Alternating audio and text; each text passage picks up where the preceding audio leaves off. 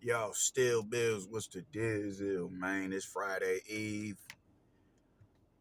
Ah, heading to the plantation, man. Y'all know how the story go. But Pete gang, we gotta get into this shit, man. And that's man, I took a few days to kind of really gather my thoughts on this. You dig? I tried to make videos, but I'm like, yo, I feel like I'm missing points on shit, man. So, I just had to kind of just chill and just really try to the best of my abilities to unpack the situation in totality without missing nothing. And that's Deontay Wilder, man. Just when I think I'm in a position to, salute the nigga and, sing his praises just for being a mature adult and take his loss like a man. Just when I feel like I'm in that position, I get drugged back into the trenches as to why I just can't get jiggy with this nigga, man. After the Joseph Parker fight, just the level of delusion started at that fight because in that, at that moment, he's raising his hands as if he won the fight. And even in the post fight interview, he's saying, I feel like I did enough to win that fight. But I didn't even really shine a light on that as much because he came and immediately said, man, yeah, I gotta, I gotta take this loss like a man and just no excuses. And I was cool with that. I was cool with that. I was real cool with that. Like, yo, man, that's I can salute that, man. That's a sign of maturity right there. You dig? All praises. Just for us to get to the following day, and this dude just starts coming out of the woodwork with the bullshit, man. Al Heyman, in particular, has trained these Negroes incredibly.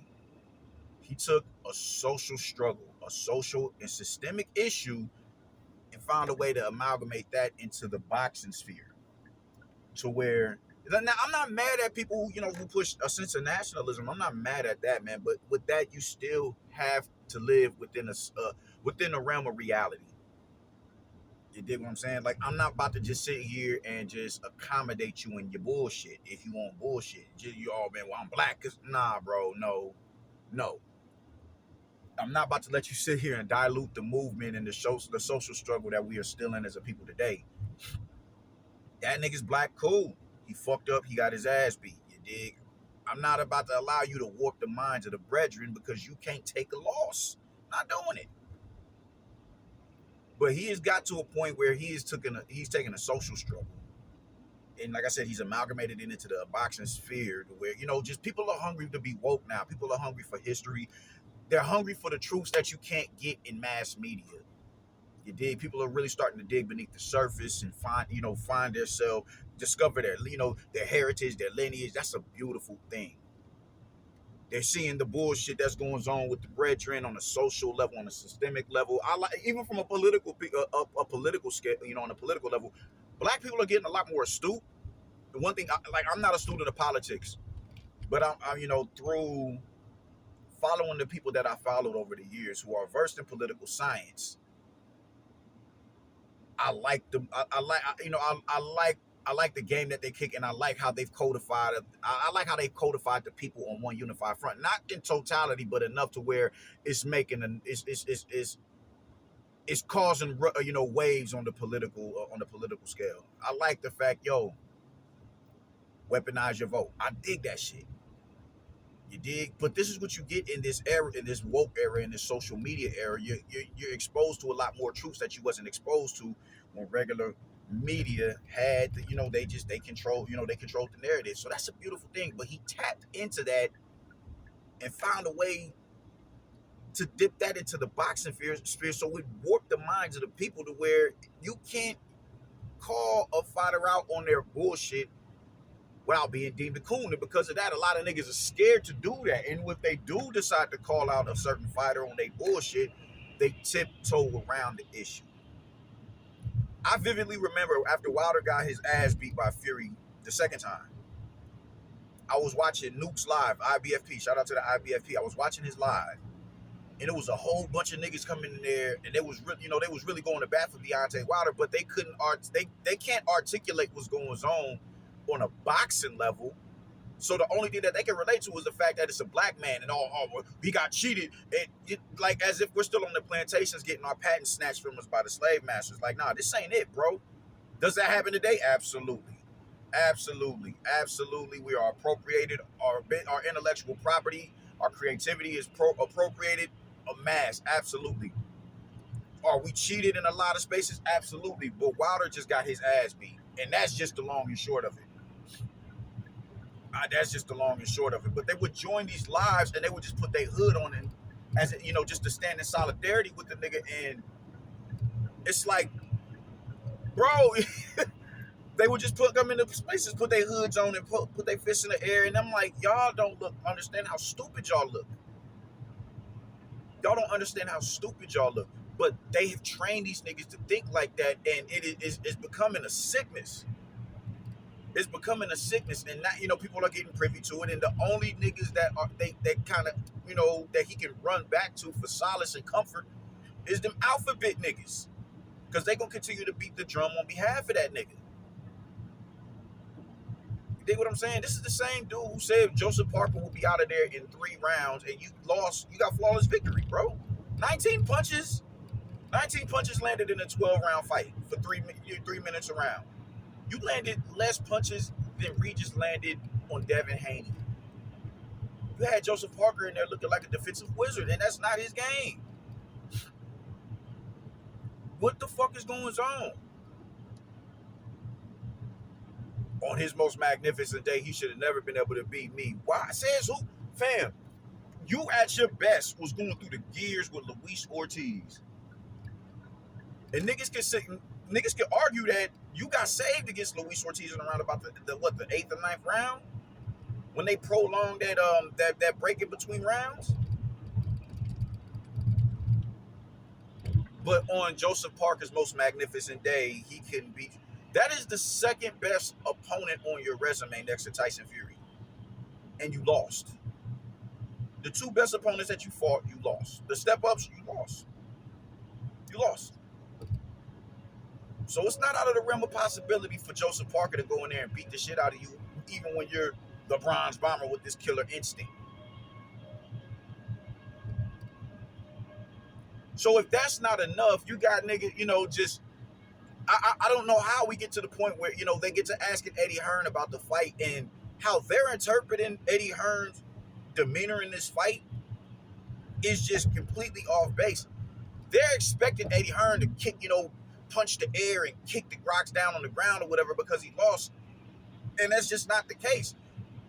To them, it's not, Eddie Hearn's response to the losses, it's not necessarily, it's not coming from a place of somewhat cynicism and just kind of like being like shocked, like, wow, are you serious, bro? With this shit with everything that we had on the line, you go out here and you screw the pooch.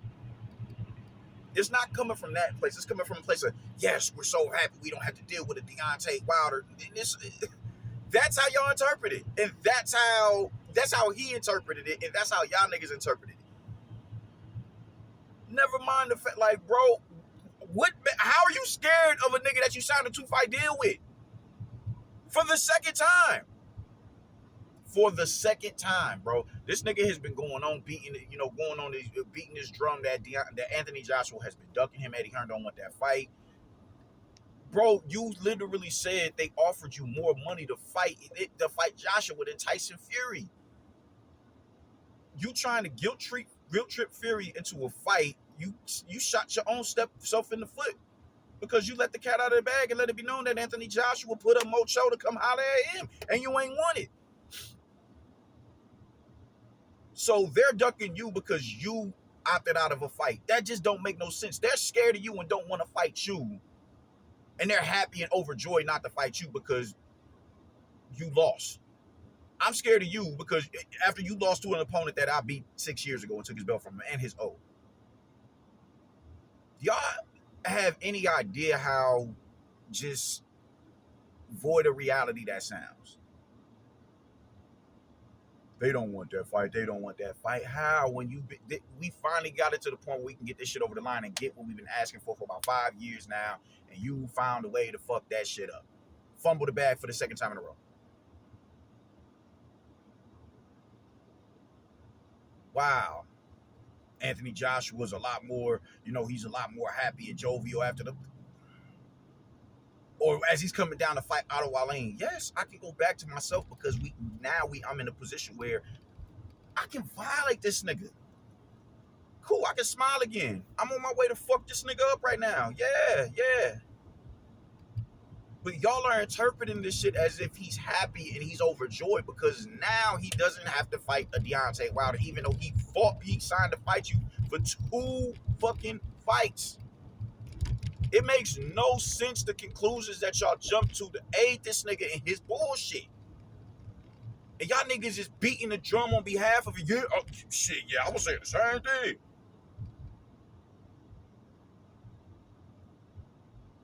He runs back to y'all niggas because y'all accommodate him, dog.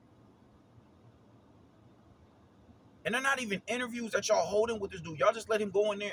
These is therapy sessions and freestyle sessions and shit. He just goes in there and rants and bloviates about bullshit and just lies to y'all niggas and then goes on these incohesive tangents or whatever, and y'all just sit there and eat it up. Throw roses at his feet. Drew Titan on there talking about some guy. What about March 9th? If I'm food, come eat. Would y'all be saying that shit if this nigga lost? Or would y'all be saying you fucked up the bag for the second time? Y'all, you fucked up the bag for the second time. You fucked up the bag. You fucked up the bag. You lost. Why do we need to go fight you? We got Joe Joyce. We got Daniel Dubois. We got Zile Zhang. We got so-and-so. We got all these fighters lined up to go fight Usyk. And why would we waste our time coming to fight you? But because Deontay Wilder lost, now we got to go fight him. He food, come eat. He's vulnerable. Now you should want to go fight him. No, you shouldn't. Why do you want to fight somebody at their weakest? Why wouldn't a warrior want a nigga at his apex? That shit makes no fucking sense. It makes no sense. I'm listening to Drew Titan and he's like trying to goad this nigga to guilt trip this nigga to fighting Deontay Wilder. As if he's the priority. My nigga, you're no longer a champion. Without that belt, you not shit. That's just a fact. Without that belt, don't nobody give a fuck about you, dog. That was the only reason niggas was coming to, I gotta go holler at Deontay Wilder. You was never the nigga that everybody was gassing you up to be. The heavyweight division is void of a black American champion and void of a black American fighter. And they have been, like, that was and I don't want to say that you something that was prominent or nothing like that. No, because even within your career, you was guided through that. You was spoon-fed bullshit fighters, dog. You was spoon-fed. You was protected. You didn't go through no gauntlet of warriors to get to that belt, Brody. You got a belt and ran in the opposite direction of a Vladimir Klitschko. Romain Stavern wasn't even ranked at the time. Dominic Brazil found a way to shuffle the rankings to put him as the mandatory, like Dillian White wasn't there. Arthur Spilka, 30 and 40 ranked in the division. Eric Molina, same thing. Gerald Washington, same thing. You wasn't fighting the top 10 opponents in your division. This shit is nauseating sitting up here listening to y'all niggas go on these, these ridiculous rants about this dude. It's like, I just can't take you niggas serious. Oh, now Joshua fans don't want the fight. I want that fight more than any other fight. But another thing that he said was, yo, Josh, that's already, before the fight even went down, he already talked about he would take a belt before he will fight me. You dig? Like, that's already somewhat of a cop-out to me. Why? You're not a priority. I gained nothing for fighting you, dog. I don't need your payday because I'm bringing the payday. What do I get out of fighting you? When I can go fight the nigga who beat your ass for 3 times. Y'all keep accommodating this nigga and he continues to live in this deluded reality where he thinks he's worth more than he is. Now, as a black man, he's worth his weight in gold. As a fighter, he's not. He ain't shit, bro. I'm sorry. You got a fighter as accomplished as an Anthony Joshua. A fighter as accomplished as an Anthony Joshua who's fighting the proper competition, acting in the way a champion is supposed to act in. Just for him to get consistently disrespected by a nigga who ain't did half of what it is that he's done. Deontay Wilder is never unified. He's never unified a day in his life. But he's somehow the priority. Deontay Wilder's a priority. In his mind, in his sycophants, he's the priority. Usyk ducking me. How, bro, at what time was Usyk supposed to fight you after those 2 AJ fights and him having to honor a mandatory? He ducking, he running. Who is running from you? What makes you think Usyk is running from you, bro?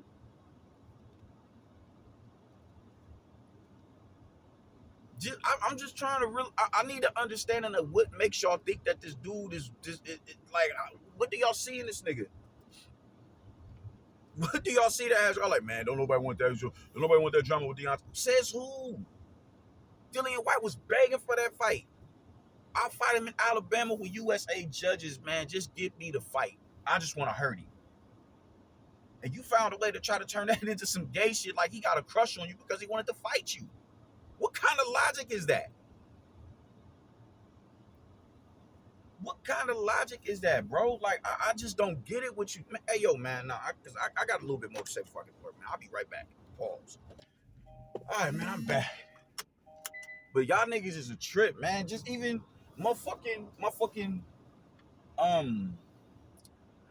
I'm listening to once again Drew Tight. Yo, man, God bless the next nigga that he fight. God bless the next nigga that he fight. Out off of a bullshit performance like that is God bless the next nigga that he fight. Anthony Joshua gets overtly critiqued in a win. Overtly critiqued. In a knockout win. And gets ostracized. Same with Canelo Alvarez. Gets ostracized. They're doing it with Inoue right now. Finding a way to to poke holes in his victory. But it's God bless the next nigga that Deontay Wilder fight off of the worst performance we've ever seen from a Deontay Wilder before in his life. God bless the next nigga that he fight.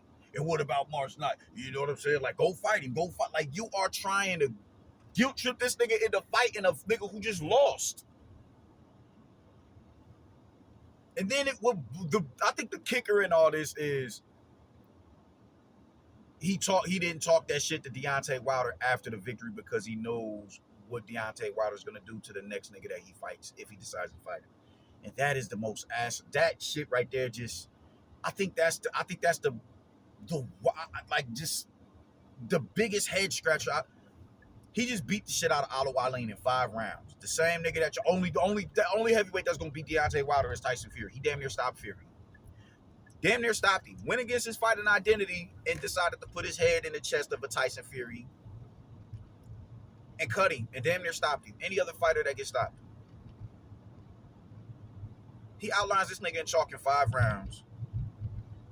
And instead of going it, and now mind you, I don't think Wallin was being facetious when he was saying the shit that he was saying to Anthony Joshua. I think that's how he felt. Like, nah, man, I just feel like I don't think you're the same dude no more. Is it enough to aggravate you as a fighter? Yeah, in the show, man, I got a dude telling me I'm past my peak when he's never even reached his. Like, that shit is wild to me. It's aggravating, yeah. You got a right to feel slighted as a fighter, because this is what's being pumped through through media. But now you say, okay, cool. You're supposed to be a dude who's a lot more gracious and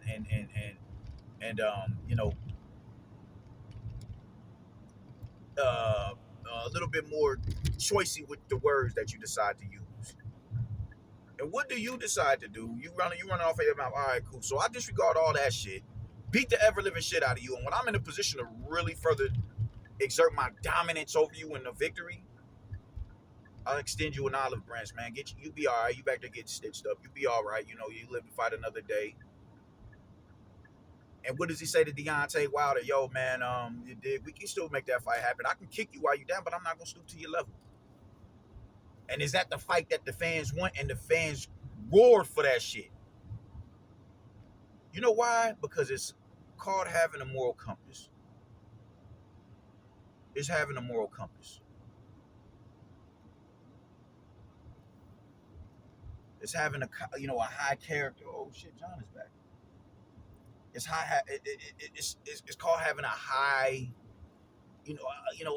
high, that's a really dope character trait. A high moral, a moral compass, a character trait, or whatever it is you want to call it. Being a virtuous and human being, a respectable human being. It's called all that shit. That's what it's called. But somewhere in your heart of hearts, you think it's him being shook. He's shook because he ain't get on there and wild out on Deontay Wilder. He shook.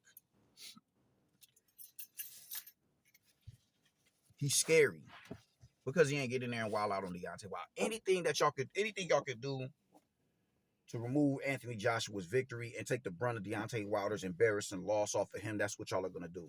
Even if it means warping reality to soothe y'all feelings and y'all sentiment on the situation. That is peak level delusion. And I try, I know when to go to the LDBC. I know what situations to go to them in to confide in. This definitely ain't one of them, bro. Like I tune into y'all lives, a lot of y'all lives, to hear the wild shit y'all got to say about Bud, to hear the wild shit that y'all got to say about Shakur, to hear the wild shit y'all got to say about Anthony Joshua, and it's just like it's just laughable to sit here and listen to y'all niggas, man. Stop throwing roses at that nigga feet. Stop groveling at that nigga, bro. Y'all need y'all heads checked, cause this ain't loyalty. This is delusion. That's not how you help a nigga. Y'all got this. Oh my fucking god, y'all niggas are the worst, and it's the reason why he keeps going back to y'all. It's a reason for that. So y'all think about that shit the next time y'all decide to interview. We'll give a therapy session to that nigga. Y'all dudes are the worst, man. Y'all. Oh, good fucking god, man. I'm going to work to get this Friday Eve over with, man. I'll get with y'all later. Y'all be easy, yo. Deuces.